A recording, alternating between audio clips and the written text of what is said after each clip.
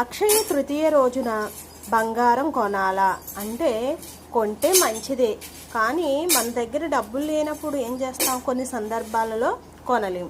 అసలు ఈరోజు బంగారం ఎందుకు కొంటారు అంటే, అక్షయము అంటే క్షయము కానిది, అంటే నాశనము లేనిది.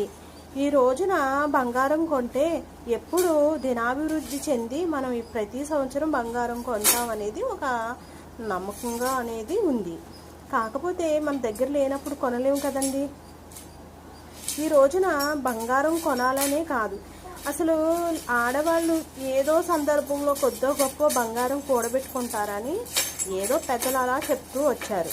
ఈరోజు బంగారమే కొనక్కర్లా, ఇంట్లో కావలసిన చీపురు, ఉప్పు ఇలాంటివి లక్ష్మీదేవికి సంబంధించిన వస్తువులు ఏవి కొన్నా మంచిది. అలానే ఎవరైనా పేదవారికి అన్నదానం చేసినా, వస్త్రదానం చేసినా చాలా మంచిది. దయచేసి అలాంటి పనులు చేస్తే ఇంకా మంచిది.